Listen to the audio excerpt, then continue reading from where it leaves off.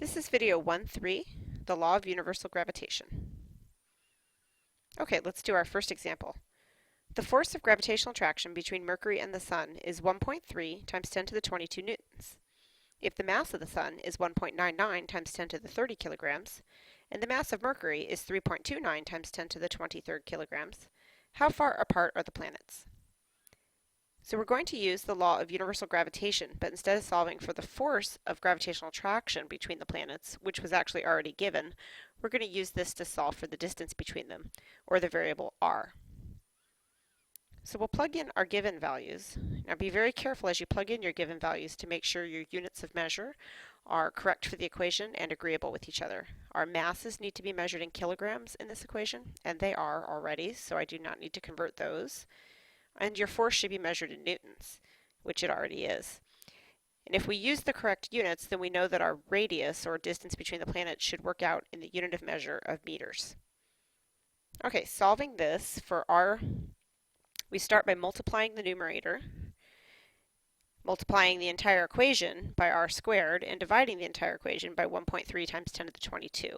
So this is just a little bit of algebra to solve for the r value. Okay, so we can divide these two values, but notice, of course, that that's what r squared is equal to, so in order to find r, we need to take the square root of both sides of the equation. You take the square root of 3.36 times 10 to the 21st, and you get 5.8 times 10 to the 10. There's 5.8 times 10 to the 10 meters between Mercury and the Sun. Okay, let's do example 2. If a person weighs 130 pounds on Earth, what is their mass? Now I'm actually going to show you two different ways to do this problem. Let's start with the equation that we learned in class. If we want to use this equation to solve for mass, or m, we're going to need to plug in our weight, Fg, in the unit of measure of newtons, but we were given our weight in the unit of measure of pounds. So first we need to convert this to newtons. Since there's 4.448 newtons in a pound, we can take the 130 pounds and multiply it by 4.448, and we get that a 130-pound person also has a weight of 578.24 newtons. Okay, now we can plug into our equation. Fg is 578.24 newtons. So what is the mass given that g is 9.8 newtons per kilogram? Divide and solve, and you get the mass of the person is 59 kilograms.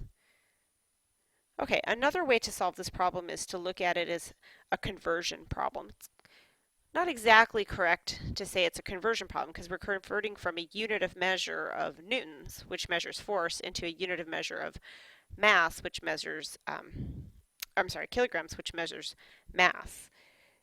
But we do know that as long as we're dealing with, and if you look in your conversion sheet, you'll see, as long as we're dealing with an object that is on Earth, that the ratio between the mass and the weight is proportional. So that proportion is going to remain constant. And so if you look on your conversion sheet, you can see that I've given you a conversion factor of sorts that tells you that there are 2.205 pounds in 1 kilogram. So I could just start the problem straight and think of it in terms of like a conversion problem. I have 130 pounds on Earth. Since there's 2.205 pounds per kilogram, I can divide by that conversion factor, and that'll give me, in this case, 58.9 grams. There's a slight discrepancy between our answers here. This is about rounding errors. So let's see, we've rounded off 9.8 when we did the problem the first way, and for that matter, the conversion 4.448, whereas we have a slightly different rounded value when we do the problem the second way using 2.205. This discrepancy is not important, okay? And of course, to two significant figures, these answers are identical. Okay, let's take our first quiz. Let's do example number 3.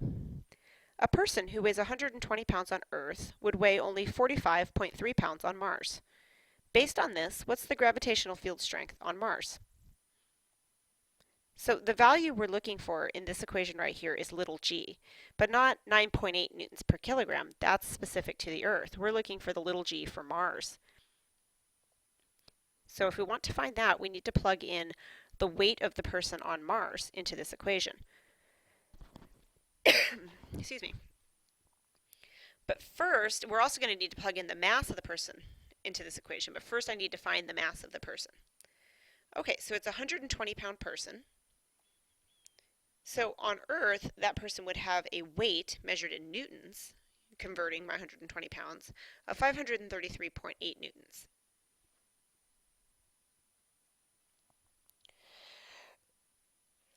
Now that we know their weight in newtons, we can plug it into the equation Fg equals mg, using the value of g for Earth, or 9.8 newtons per kilogram, to solve for the person's mass. Okay, 5.338 divided by 9.8 is 54.5 kilograms. Alternatively, we could have done this process like we did in the last problem, taking 120 pounds, dividing it by 2.205 pounds per kilogram to solve for the mass of the person in kilograms. Okay, this is just the first step. Finding the mass is going to help me then to find the value of little g for Mars. We're going to use the same equation, Fg equals mg again, but before we can plug into this equation, we need to make sure that we have the weight of the person on Mars in the unit of measure of newtons. So we were given the weight of the person on Mars, 45.3 pounds, in pounds, so we can convert that to newtons, or 201.5 newtons. Now that we know the weight of the person on Mars and the mass of the person, which doesn't change from the Earth to Mars, we can solve for g on Mars. Or divide, and you get that the gravitational field strength on Mars is 3.7 newtons per kilogram. Another way that we could have done this exact same problem is to think of it in terms of a proportion. Now, I'll warn you to not assume that every problem can be done this way, but if you recognize that these values are proportional to each other, you could have actually done this in one simple step by setting up an easy proportion. 120 is to 45.3, that is, the weight on Earth is to the weight on Mars, as 9.8 is to g on Mars, that is, or the gravitational field strength on Earth to the gravitational field strength on Mars. If you recognize that this proportion makes sense and works for this problem, then we could cross multiply, divide, and we'll get the same answer.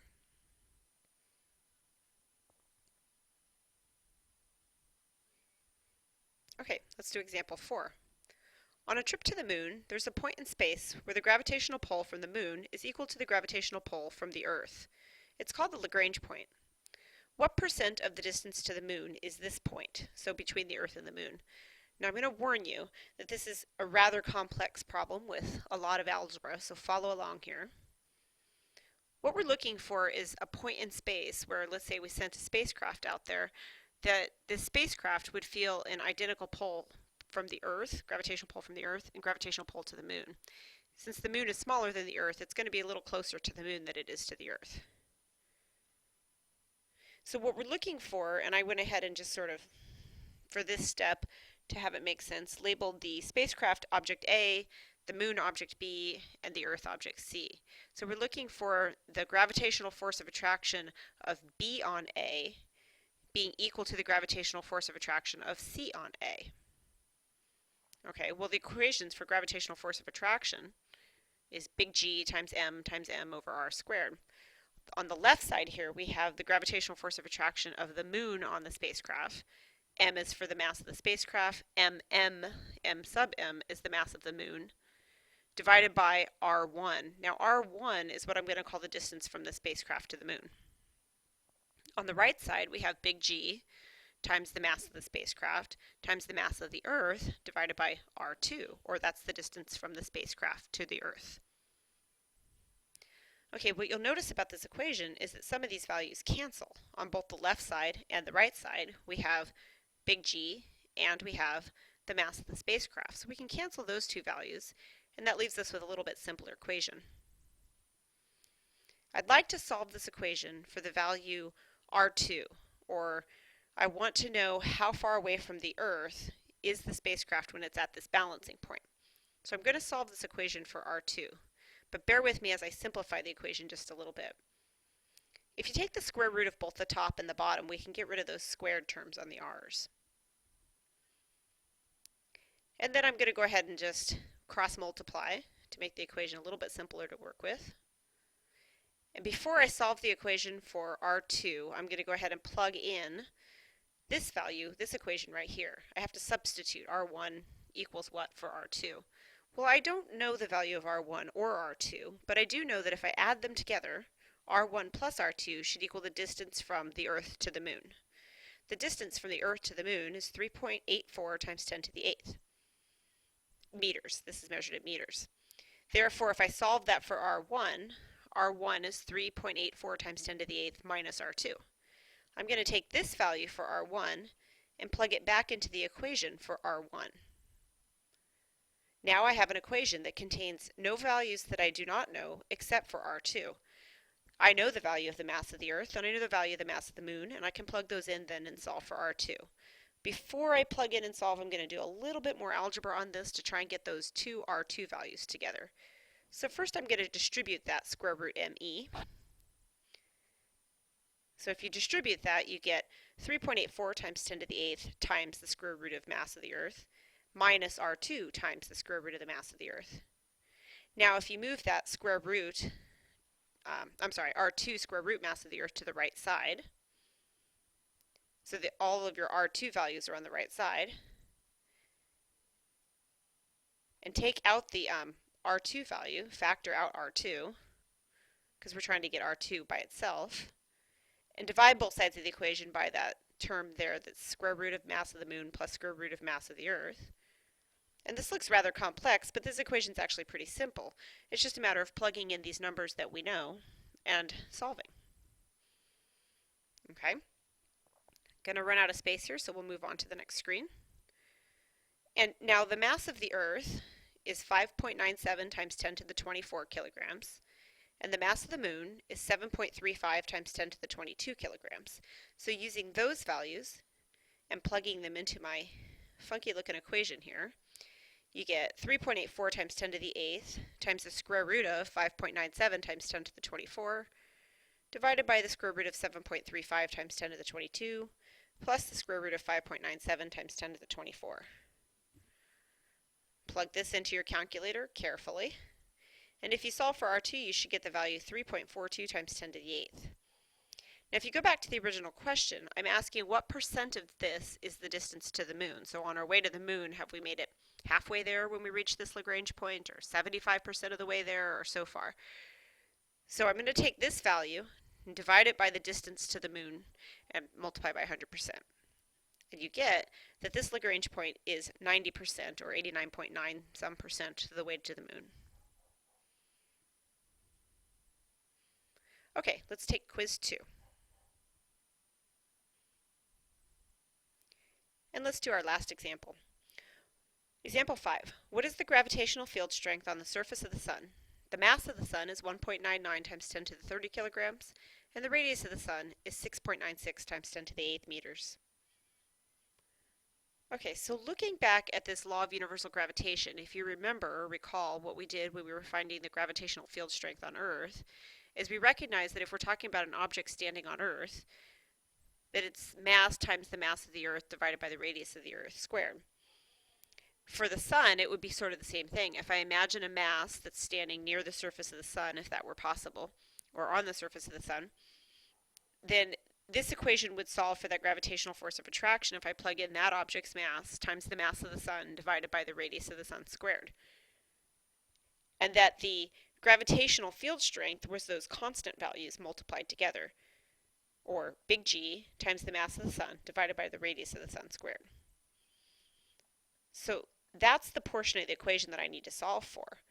The gravitational field strength of the Sun is equal to the universal gravitational constant times the mass of the Sun divided by the radius of the Sun squared.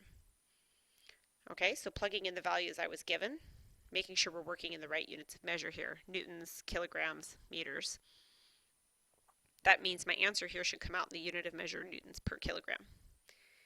Now solve that by plugging it into your calculator, and you get 274 newtons per kilogram.